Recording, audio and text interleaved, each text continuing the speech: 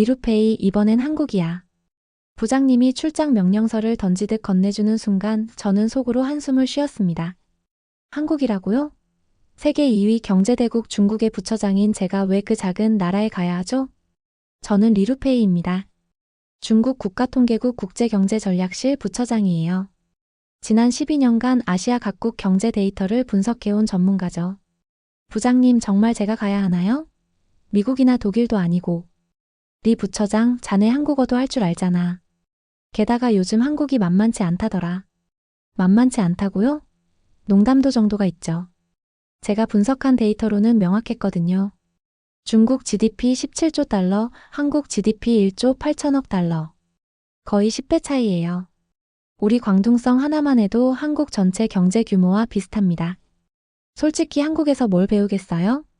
그 순간 대학 시절 악몽 같은 기억이 떠올랐어요. 베이징대 3학년 때 서울 아시아 청년 포럼에 참가했던 일말이에요. 그때 정말 최악이었거든요. 한국 학생들이 저를 완전히 무시했어요. 토론 시간에 제 의견을 발표하면 비웃는 듯한 시선들. 영어 발음을 흉내내며 킥킥거리는 소리들. 중국 학생이 뭘 안다고? 귓속말로 주고받는 한국어를 못 알아듣는 줄 알았나 봐요. 하지만 저는 다 들었어요. 그날 밤 혼자 호텔 방에서 울었어요. 처음으로 중국인이라는 게 부끄러웠던 순간이었죠. 한국 놈들은 폐쇄적이고 고압적이야. 그때부터 한국에 대한 제 인식이 바뀌었어요. 아시아 국가들 중에서 유독 한국만은 관심받기였습니다. 일본은 기술력, 싱가포르는 금융력, 태국은 성장성. 하지만 한국은?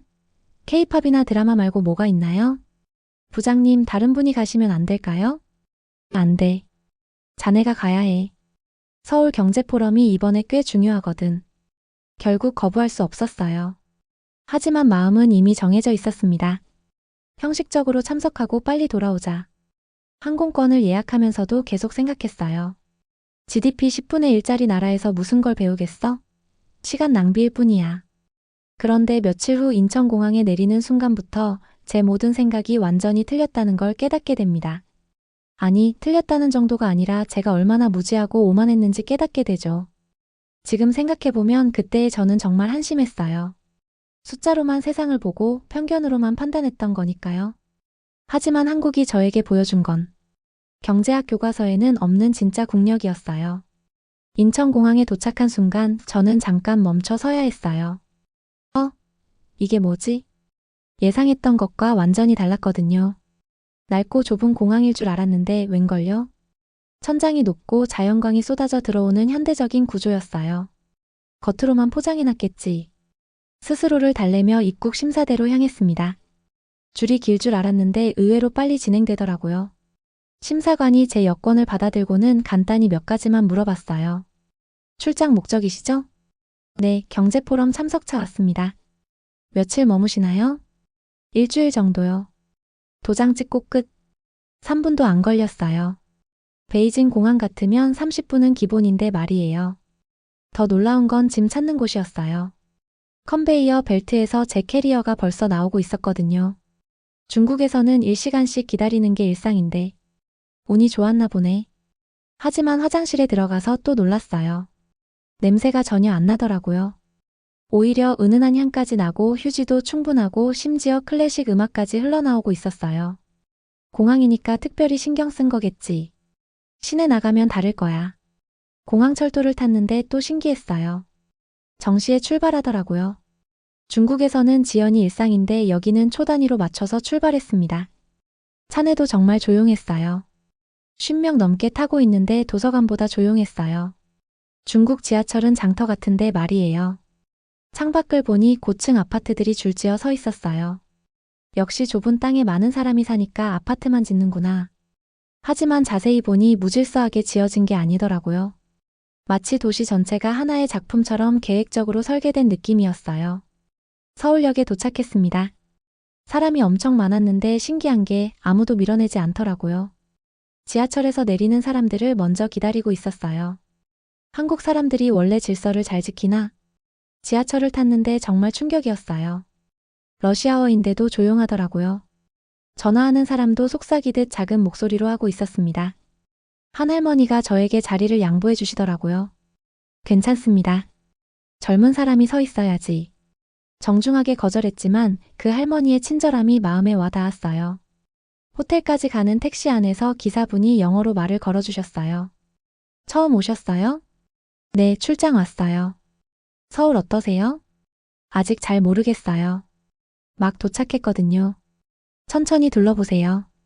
서울이 생각보다 괜찮을 거예요. 기사분 말투에서 진짜 친절함이 느껴졌어요. 중국 택시기사들과는 확실히 달랐어요. 호텔 체크인할 때도 놀랐어요.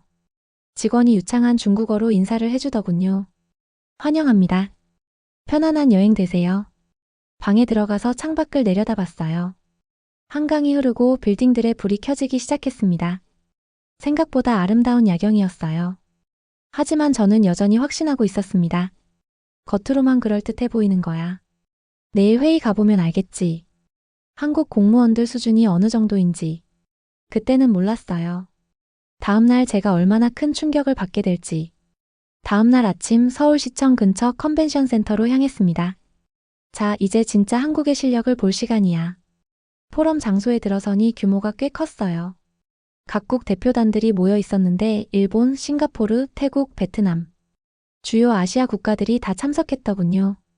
한국 측 대표단을 처음 봤을 때는 별 생각이 없었어요. 그냥 평범한 공무원들이겠지. 중국 공무원들보다 뛰어날 리 없어. 하지만 개회식이 시작되자 분위기가 완전히 달라졌습니다. 한국기획재정부 차관이 나와서 프레젠테이션을 하는데 정말 놀랐어요. 대한민국은 지난 3년간 디지털 뉴딜에 220조 원을 투자했습니다. 220조 원이요? 중국 돈으로 1조 3천억 위안이 넘는 금액이었어요. 작은 나라치고는 엄청난 투자더군요. 전 국민 디지털 아이디 구축 완료, 오지 네트워크 전국 커버리지 95%, 그리고 정부 서비스 AI 도입률 85%를 달성했습니다. AI 도입률 85%라고요? 중국도 아직 60%밖에 안 되는데. 더 충격적인 건 그 다음이었어요. 한국의 디지털 정부 순위는 현재 세계 1위입니다. UN 전자정부 발전 지수에서 3년 연속 1위를 기록하고 있죠. 세계 1위라고요? 중국은 몇 위인지 부끄러워서 확인하기도 싫었어요. 제 차례가 왔습니다. 중국의 경제 현황을 발표하려고 준비한 자료를 꺼냈어요. GDP 규모, 제조업 생산량, 수출입 통계. 숫자 중심의 뻔한 발표였습니다. 중국은 세계 2위 경제대국으로서 아시아 경제 발전을 선도하고 있습니다. 발표하면서 뭔가 이상했어요. 다른 나라 대표들 표정이 시큰둥하더라고요. 특히 한국 대표단은 아예 지루한 표정이었습니다. 발표가 끝나고 질의응답 시간. 한국 차관이 손을 들더군요. 리 부처장님, 중국의 경제 규모는 확실히 인상적입니다. 하지만 궁금한 게 있어요. 중국 기업들의 글로벌 브랜드 가치는 어떻게 평가하고 계신가요? 브랜드 가치요? 갑자기 당황스러웠습니다. 화웨이, 알리바바 같은 기업들이. 맞습니다. 하지만 인터브랜드 글로벌 브랜드 순위를 보면 삼성은 5위, 현대는 35위입니다. 중국 기업 중 톱백에 든 곳이 몇 개나 될까요? 순간 말문이 막혔어요. 정확한 숫자를 모르겠더라고요. 차관이 미소를 지으며 계속했습니다. 경제 규모도 중요하지만 세계인들이 사랑하는 브랜드를 만드는 것도 중요하지 않을까요? 방탄소년단, 오징어 게임, 갤럭시 스마트폰. 이런 것들이 바로 소프트 파워죠. 일본 대표가 거들었어요. 한국의 문화적 영향력은 정말 대단해요. 도쿄에서도 한국 드라마와 케이팝이 엄청 인기거든요. 싱가포르 대표도 한마디 했어요. 우리나라 젊은이들이 한국어 배우려고 줄 서서 기다려요. 이게 바로 진짜 국력 아닐까요? 저는 점점 당황스러워졌습니다. 제가 준비한 GDP 통계가 갑자기 초라해 보이더라고요. 점심시간에 한국 차관이 다가왔어요. 리 부처장님, 기분 나쁘게 받아들이지 마세요. 중국의 잠재력을 폄하하는 게 아니에요. 아니에요. 오히려 배우는 중이에요. 요즘엔 하드파워만으론 한계가 있어요. 기술력, 창의성, 문화적 매력까지 갖춰야 진짜 강국이죠. 그 말이 계속 머릿속에 맴돌았어요. 내가 지금까지 뭘 놓치고 있었던 걸까? 포럼이 끝나고 일주일 후 예상치 못한 연락이 왔어요. 리 부처장, 급하게 캐나다 토론토 국제통상회의에 참석해야 합니다. 부장님이 서둘러 말씀하시더라고요. 이번엔 한국 김 차관님과 함께 가시면 됩니다. 김 차관과 함께요? 서울에서 만났던 그분 말이에요. 베이징 공항에서 김 차관을 만났습니다. 이번엔 좀 더 편안한 분위기였어요. 리 부처장님 반갑네요. 이번엔 좀 더 편하게 이야기할 수 있을 것 같아요. 비행기 안에서 김 차관과 많은 대화를 나눴습니다. 정말 박식한 분이더라고요. 한국이 지금 수준까지 올 수 있었던 건 솔직히 운도 많이 따랐어요. 운이요? 미국과 좋은 관계, 일본으로부터의 기술 전수, 그리고 무엇보다 교육열이 대단했죠. 하지만 가장 중요한 건 뭔가요? 국민들이 해외에서 보여준 이미지예요. 그게 바로 국가 브랜드의 시작이었거든요. 토론토 공항에 도착했습니다. 입국 심사를 받으러 줄을 섰는데 김 차관이 다른 쪽으로 가더라고요. 저쪽이 더 빨라요? 아, 저는 전자여행허가 라인이에요. 한국 여권은 비자 없이 입국 가능해서요. 비자 없이요? 저는 한 달 전부터 비자 신청하고 서류 준비하느라 고생했는데 저는 일반 라인에서 길게 기다려야 했어요. 앞에 30명도 넘게 서 있었거든요. 30분이 지나서야 제 차례가 왔어요. 여행 목적이 뭡니까? 국제회의 참석입니다. 어떤 회의요? 국제통상회의요. 며칠 머물 예정입니까? 3일입니다. 호텔 예약 확인서 보여주세요. 여기 있습니다. 가방 열어서 보여주세요. 질문이 끝도 없이 이어졌어요. 가방 검사까지 받고 나서야 통과할 수 있었습니다. 40분이 지나서 밖으로 나왔는데 김 차관이 이미 짐까지 찾아서 기다리고 계셨어요. 많이 기다리셨나요? 아니에요. 방금 나왔어요. 입국 심사 오래 걸리셨나 봐요. 정말 부끄러웠어요. 같은 정부 관료인데 이런 차이가 있다니. 호텔로 가는 택시 안에서 김 차관이 말했습니다. 한국 여권 정말 편해요. 190개국 무비자 입국이 가능해서 출장 다닐 때 스트레스가 없어요. 190개국이요? 중국 여권은 80개국도 안 되는데. 부러우시겠어요? 솔직히 인정하기 싫었지만 부러웠어요. 그날 밤 호텔 방에서 혼자 검색해봤어요. 헬리 패스포트 인덱스 결과. 마이너스 한국 여권 세계 2위, 190개국 무비자. 마이너스 중국 여권 세계 69위, 80개국 무비자. 69위라고요? 경제 규모는 10배 차이 나는데 여권 파워는 정반대였어요. 더 충격적인 건 그 이유였어요. 여권 파워는 단순히 경제력으로만 결정되는 게 아니더라고요. 국가 신뢰도, 외교관계, 국민들의 해외 평판, 안보 위험도.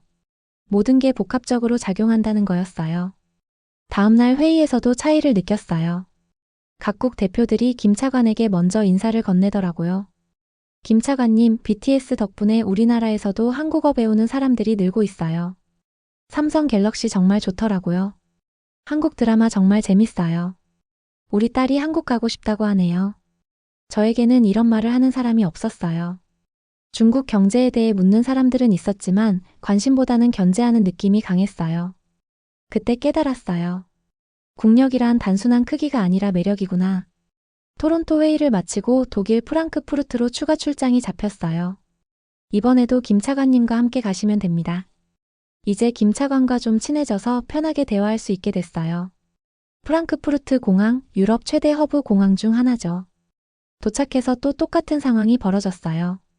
김 차관은 한국 여권 전용 빠른 라인으로 저는 일반 라인에서 또 긴 대기. 목적이 뭡니까? G20 경제장관 회의 참석입니다. 초청장 있나요? 여기 있습니다. 중국에서 오셨네요. 추가 서류 확인이 필요합니다. 또 20분 넘게 신문당했어요. 휴대폰까지 확인하더라고요. 드디어 통과했는데 김 차관이 또 먼저 나와서 기다리고 계셨어요. 그런데 공항에서 충격적인 광경을 목격했습니다. 중국인 관광객 단체가 공항 로비에서 큰 소리로 떠들고 있었어요.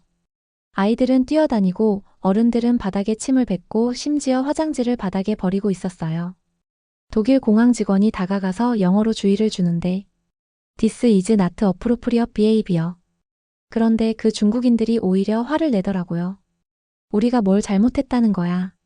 돈 내고 온 손님한테 이래도 되나? 중국어로 큰 소리치니까 주변 사람들이 다 쳐다봤어요. 정말 창피했어요. 같은 중국인이라는 게. 김 차관이 조용히 말했어요. 저런 일 때문에 아시아인 전체 이미지가 나빠지는 경우가 많아요. 죄송해요. 모든 중국인이 저런 건 아닌데. 물론 알고 있어요. 하지만 첫인상이 중요하잖아요. 호텔 체크인에서도 문제가 생겼어요. 프런트 직원이 제 여권을 보더니 표정이 바뀌었어요. 추가 신분증이나 보증금이 필요합니다. 왜요? 중국 여권의 경우 호텔 정책상 추가 확인이 필요해서요. 결국 여권 사본, 신용카드, 그리고 추가 보증금까지 내야 했어요. 김 차관은 간단한 절차로 바로 끝났는데 방에 들어가서 혼자 앉아 있는데 마음이 정말 복잡했어요. 왜 이런 차별을 받아야 하지? 하지만 곰곰 생각해보니 차별이 아니라 현실이었어요. 중국 관광객들의 해외 행동 그리고 그로 인한 이미지가 이런 결과를 만든 거였죠. 인터넷으로 검색해보니 더 충격적인 사실들이 나왔어요. 한국 관광객 매너 지수 세계 3위. 중국 관광객 매너 지수 세계 하위권. 기사 내용을 보니 더 부끄러웠어요. 한국 관광객들 조용하고 질서를 잘 지킴, 현지 문화 존중, 팁 문화 준수. 중국 관광객들 시끄럽고 무질서, 현지 규칙 무시, 단체 행동으로 민폐. 이게 바로 국가 이미지구나.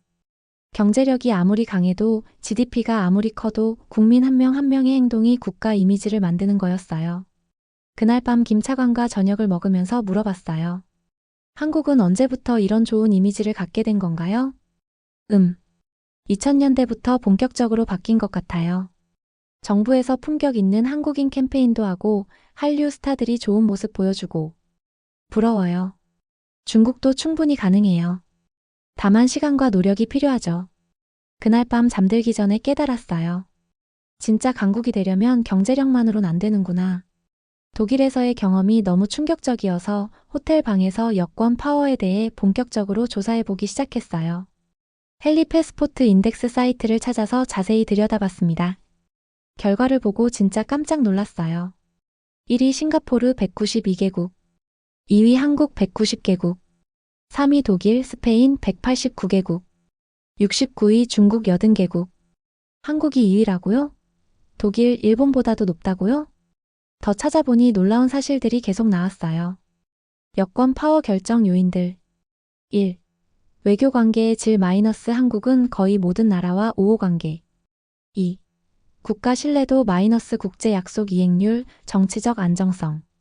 3. 국민들의 해외 평판 마이너스 관광객 매너, 범죄율. 4. 경제적 안정성 마이너스 외환 보유고 신용 등급. 5.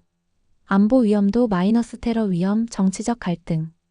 한국은 이 모든 면에서 균형 잡힌 높은 점수를 받고 있었어요. 특히 국민들의 해외 평판 부분에서 거의 만점에 가까운 점수를 받았더라고요. 중국은 어떨까요? 경제적 안정성에서는 높은 점수를 받았지만 다른 요소들에서는 상당히 낮았어요. 특히 해외에서의 국민 평판과 일부 국가들과의 외교 관계에서 문제가 있다는 분석이었습니다. GDP로만 따지면 중국이 한국보다 거의 10배 큰데. 하지만 여권 파워는 정반대였어요. 이게 바로 현실이구나 싶었습니다. 더 충격적인 건 소프트 파워 지수였어요. 포터랜드 컴퍼니의 소프트 파워 30순위. 마이너스 한국 11위. 마이너스 중국 27위. 소프트 파워 구성 요소를 자세히 보니 이해가 됐어요. 문화 K-팝, 드라마, 영화, 게임 한국 압도적 5위. 교육 해외 유학생 유치, 교육 시스템 한국 상위권. 디지털 IT 기술, 인터넷 자유도 한국 월등히 앞섰음. 기업 글로벌 브랜드 가치 삼성, LG가 세계적 브랜드. 정부 투명성, 효율성, 디지털 정부 한국이 세계 1위. 국제 참여 국제기구 활동, 외교력 한국이 더 적극적. 특히 문화 부문에서 한국의 점수는 정말 놀라웠어요. 방탄소년단, 블랙핑크는 빌보드 차트 1위. 오징어 게임 기생충은 전 세계적 신드롬. 삼성 갤럭시는 애플과 양강구도. 넷플릭스 드라마 순위에서 한국 작품들이 상위권 독점. 이 모든 게 한국의 소프트 파워를 만들고 있었어요. 중국은 어떨까요? 경제력은 강하지만 전 세계 사람들이 자발적으로 좋아하는 중국. 문화 콘텐츠가 별로 없더라고요. 아, 이래서 김 차관이 그런 말을 했구나. 서울에서 김 차관이 했던 말이 떠올랐어요. 하드파워만으론 부족하다고 했던 그 말. 진짜 강국의 조건을 찾아봤어요. 경제력 하드파워 중국이 압도적. 군사력 하드파워 중국이 우세. 문화적 매력 소프트파워 한국이 압도적. 국가 신뢰도 소프트파워 한국이 월등. 국민 품격 소프트파워 한국이 훨씬 앞서. 결론은 명확했어요. 21세기에는 소프트 파워가 더 중요하다는 거였죠. 중국은 분명히 강대국입니다. 하지만 다른 나라 사람들이 중국을 존경하고 동경하는가? 중국어를 배우고 싶어 하는가? 중국 제품을 자랑스럽게 사용하는가? 솔직히 말하면 아니었어요. 반대로 한국은 어떤가요? 전 세계 젊은이들이 한국어를 배우고 있어요. 한국 화장품, 한국 패션을 따라하고 있어요. 한국에 여행 와서 한국 문화를 체험하고 싶어 해요. 이게 바로 소프트 파워의 힘이었어요. 그날 밤 김 차관에게 메시지를 보냈어요. 차관님, 여권 순위 검색해봤는데 정말 놀라워요. 한국이 2위라니. 곧바로 답장이 왔어요. 저희도 처음엔 믿기지 않았어요. 15년 전만 해도 42건이었거든요. 어떻게 이렇게 빨리 올라올 수 있었나요? 한류의 힘이 정말 컸어요. BTS가 빌보드 1위하고 오징어 게임이 넷플릭스 1위하고 삼성이 애플과 경쟁하고 이런 것들이 모여서 국가 이미지를 완전히 바꾼 거죠. 그리고 무엇보다 국민들 의식이 많이 바뀌었어요. 해외 나가면 한국 대표라는 마음으로 행동하거든요. 그 순간 깨달았어요. 국력이란 단순한 크기가 아니라 매력과 신뢰구나. 경제 규모는 중국이 클 수 있어요. 하지만 다른 나라 사람들이 정말 동경하고 존경하는 나라는 한국 같은 곳이구나. 독일 출장을 마치고 한국으로 돌아가는 길이었어요. 김 차관과 작별하기 전에 제안을 해주시더라고요. 리 부처장님, 이번에 한국 제대로 구경 못하셨죠? 하루 정도 시간 내서 서울 둘러보시는 게 어때요? 진짜 한국을 보시려면. 사실 빨리 중국으로 돌아가고 싶었어요. 하지만 뭔가 마음에 걸리는 게 있었습니다. 정말 한국이 제가 생각하는 그런 나라인지 직접 확인해보고 싶었거든요. 그럼 하루만 더 머물러 볼게요. 인천공항에서 김 차관과 작별하고 저는 혼자 서울 시내로 향했어요. 지하철 2호선을 타고 강남역으로 갔습니다. 그 유명한 싸이의 강남스타일 때문에 알고 있던 곳이죠. 지하철에서 내리자마자 정말 놀랐어요. 러시아워인데도 사람들이 질서정연하게 움직이더라고요. 중국 지하철역 같으면 아수라장인데 에스컬레이터에서도 신기했어요. 모든 사람들이 오른쪽에 서서 왼쪽을 비워두고 있었거든요. 급한 사람들을 위해서 말이에요. 거리를 걸어보니 더 놀라웠어요. 쓰레기가 거의 안 보이더라고요. 길도 정말 깨끗하고 건물들도 말끔하게 정돈되어 있었어요. 어떻게 이렇게 깨끗하지? 청소부가 계속 다니나? 관찰해보니 청소부가 많은 게 아니라 사람들이 쓰레기를 함부로 버리지 않더라고요. 담배 피우는 사람도 재떨이가 있는 곳에서만 피우고 있었어요. 스타벅스에 들어가서 커피를 주문했어요. 아메리카노 한 잔 주세요. 네, 여기서 드실까요? 포장해드릴까? 여기서 마실게요. 직원이 정말 친절하게 서비스해 주더라고요. 웃는 얼굴로 커피를 건네주면서 맛있게 드세요 라고 하더군요. 카페 안 분위기도 인상적이었어요. 사람들이 조용히 각자 할 일을 하고 있었어요. 노트북으로 일하는 사람, 책 읽는 사람, 친구와 조용히 대화하는 사람들. 중국 카페는 항상 시끄러운데 여기는 정말 차분했어요. 전화 받는 사람도 잠깐만요라고 하고 밖으로 나가더라고요. 명동으로 이동했습니다. 한국 최대 쇼핑거리라고 해서 가봤는데 외국인 관광객들이 정말 많았어요. 그런데 놀라운 건 거의 모든 매장에 중국어 안내판이 있더라고요. 심지어 중국어 할 줄 아는 직원들도 있었어요. 화장품 매장에서 직원이 유창한 중국어로 말을 걸어왔어요. 어떤 제품 찾으세요? 그냥 둘러보고 있어요. 중국어 정말 잘하시네요. 감사해요. 중국 손님들 많이 오셔서 배웠어요. 한국 화장품 중국에서 정말 인기 많다고 하더라고요. 정말 그랬어요. 명동 곳곳에서 중국 관광객들이 한국 제품들을 사려고 줄 서서 기다리고 있었어요. 왜 이렇게 인기가 많을까요? 품질 좋고 디자인 예쁘고 가격도 적당해서요. 그리고 한류 스타들이 쓰는 제품이라 더 인기죠. 저녁에는 홍대에 가봤어요. 젊은이들의 거리라고 해서 궁금했거든요. 홍대 밤거리는 정말 활기찼어요. 거리 공연하는 사람들, 클럽에서 나오는 음악, 맛있는 음식 냄새. 그런데 신기한 건 이렇게 북적이고 시끄러운 곳인데도 기본적인 질서는 있더라고요. 술 마신 사람들도 크게 소란 피우지 않고 쓰레기도 함부로 버리지 않았어요. 길거리 음식을 사 먹어봤어요. 떡볶이, 순대, 타코야키. 생각보다 맛있더라고요. 한국 음식 처음 드세요? 떡볶이 가게 사장님이 친절하게 물어보셨어요. 네, 맛있어요. 다음에 또 오세요. 한국 음식 많이 드셔보세요. 정말 따뜻한 미소로 인사해 주시더라고요. 지하철로 호텔에 돌아가는 길에 또 놀란 점이 있었어요. 밤 11시가 넘었는데도 지하철이 정상 운행하고 있었거든요. 그것도 정시에. 몇 시까지 운행하나요? 새벽 1시까지요. 대중교통이 이렇게 잘 되어 있으니 굳이 차를 살 필요가 없겠구나 싶었어요. 지하철 안에서도 사람들이 정말 조용했어요. 심지어 술 마시고 오는 사람들도 큰 소리 내지 않더라고요. 호텔 방에 돌아와서 하루를 정리해봤어요. 깨끗한 거리, 질서를 지키는 시민들, 친절한 서비스, 완벽한 인프라, 그리고 무엇보다 자신들의 문화에 대한 자부심. 이게 바로 선진국이구나. 경제 지표로만 따지면 중국이 더 클 수 있어요.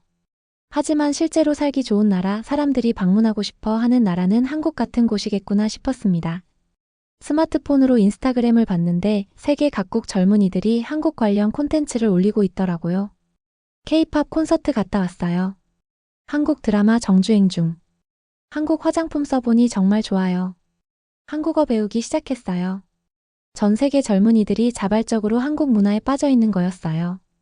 그날 밤 잠들기 전에 마지막으로 생각했어요. 한국은 단순한 국가가 아니라 하나의 문화 현상이구나. 마지막 날 아침 공항 가기 전에 한 곳만 더 가보고 싶었어요. 청와대였습니다. 한국의 권력 중심지를 직접 보고 싶었거든요. 지하철을 타고 경복궁역에서 내렸어요. 청와대까지 걸어가면서 또 한 번 놀랐습니다.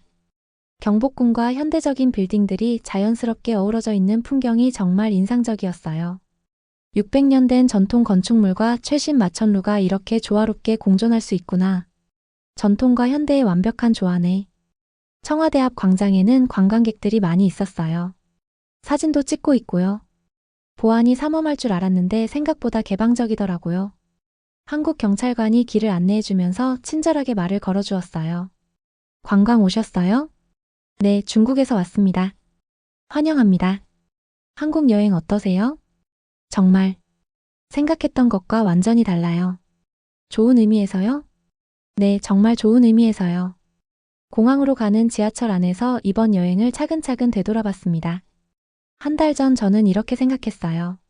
작은 나라에서 뭘 배우겠어? 하지만 지금은 완전히 달라졌습니다. 한국에서 발견한 진짜 강국의 모습들. 첫째, 세계 최고 수준의 디지털 인프라. 마이너스 정부 서비스 AI 도입률 85%. 마이너스 오지 네트워크 전국 95% 커버리지. 마이너스 UN 전자정부 발전지수 3년 연속 1위. 둘째, 압도적인 소프트 파워. 마이너스 방탄소년단, 블랙핑크의 빌보드 석권. 마이너스 오징어 게임, 기생충의 글로벌 신드롬. 마이너스 전 세계 젊은이들의 한국어 학습 열풍. 셋째, 높은 시민의식과 질서. 마이너스 깨끗한 거리와 완벽한 대중교통. 마이너스 타인을 배려하는 성숙한 시민의식. 마이너스 해외에서 인정받는 관광객 매너. 넷째, 강력한 글로벌 브랜드들. 마이너스 삼성, LG의 세계적 기술력. 마이너스 K뷰티, K패션의 글로벌 인기. 마이너스 현대차의 혁신적 기술 발전. 다섯째, 세계가 인정하는 국가 신뢰도. 마이너스 여권 파워 세계 2위. 마이너스 190개국 무비자 입국 가능. 마이너스 국제사회에서의 높은 신뢰도. 이 모든 것들이 합쳐져서 진짜 강국을 만드는 거였어요. 중국은 분명히 큰 나라입니다. GDP 17조 달러, 인구 14억 명, 광활한 영토를 가진 강대국이죠. 하지만 그게 전부는 아니라는 걸 깨달았습니다. 진짜 강국은 다른 나라 사람들이 동경하고 존경하는 나라예요. 자국민들이 자부심을 갖고 살 수 있는 나라고요. 세계 어디를 가도 환영받는 나라죠. 그런 면에서 한국은 이미 진짜 강국이었어요. 작지만 강한 나라. 경제력도 있고 문화력도 있고 무엇보다 전 세계가 신뢰하는 나라. 인천공항에서 체크인을 하면서 마지막으로 생각해봤어요. 내가 지금까지 얼마나 편견에 사로잡혀 있었을까? 한국을 무시했던 제 자신이 정말 부끄러웠습니다. 단순히 크기로만 숫자로만 나라를 평가했던 제가 한심했어요. 비행기가 이륙하면서 창밖으로 한국 땅이 보였어요. 작지만 반짝이는 나라. 그게 진짜 한국이었습니다. 베이징으로 돌아가는 3시간 동안 계속 생각했어요. 중국도 이런 나라가 될 수 있을까? 불가능하지 않다고 생각해요. 하지만 변해야 할 게 너무 많습니다. 시민의식부터 시작해서 문화적 매력, 국제적 신뢰도, 소프트 파워. 모든 면에서 근본적인 변화가 필요해요. 베이징 공항에 도착했을 때 한국과의 차이가 너무 선명하게 느껴졌어요. 시끄럽고 복잡하고 질서가 없더라고요. 집에 돌아와서 남편에게 말했어요. 한국 정말 대단한 나라였어. 한국이? 그 작은 나라가? 작다고 해서 약한 게 아니야. 오히려 우리가 배워야 할 게 너무 많았어. 다음날 출근해서 부장님께 보고했어요. 부장님, 제가 한국을 완전히 잘못 알고 있었습니다. 어떻게? 한국은 단순히 작은 나라가 아니에요. 21세기형 진짜 강국입니다. 리 부처장이 그런 말을 하다니. 저도 놀라워요. 하지만 확신합니다. 우리가 한국을 연구하고 배워야 해요. 그 후 저는 한국 연구 전담팀을 만들어 달라고 제안했어요. 그리고 지금 그 팀을 이끌고 있습니다. 정말 아이러니하죠. 가장 무시했던 나라에서 가장 많은 걸 배웠어요. 그리고 깨달았습니다. 진짜 강국이 되려면 겸손해야 한다는 것을. 다른 나라를 함부로 판단하지 말고 배울 점이 있으면 기꺼이 배워야 한다는 것을. 한국은 저에게 그런 교훈을 준 나라입니다. 작지만 위대한 나라. 크기가 아닌 품격으로 승부하는 나라. 이제 저는 확신합니다. 한국은 21세기의 진짜 강국이라고. 그리고 중국도 언젠가는 그런 나라가 될 수 있다고 믿어요. 하지만 그러려면 먼저 우리 자신부터 바뀌어야 합니다. 저처럼 편견을 버리고 겸손하게 배우려는 자세를 가져야 해요. 한국에서 배운 가장 큰 교훈은 이거였어요. 국력은 크기가 아니라 품격이라는 것. 그리고 그 품격은 하루아침에 만들어지는 게 아니라 오랜 시간에 걸쳐 국민 모두가 함께 만들어가는 거라는 것. 지금도 가끔 그때를 생각해요. 작은 나라에서 뭘 배우겠어? 라고 말했던 제 자신을. 얼마나 무지했는지, 얼마나 오만했는지. 하지만 그 경험 덕분에 저는 더 나은 사람이 됐어요. 더 열린 마음을 갖게 됐고 다른 나라를 존중하게 됐습니다. 한국 정말 고마운 나라입니다. 저에게 진짜 강국이 무엇인지 가르쳐준 나라. 여러분은 어떻게 생각하시나요? 진짜 강국의 조건이 무엇이라고 생각하시는지 댓글로 알려주세요. 그리고 이런 이야기가 흥미로우셨다면 좋아요 버튼 눌러주시고 구독도 꼭 부탁드려요. 앞으로도 더 많은 흥미로운 이야기들로 찾아뵙겠습니다. 감사합니다.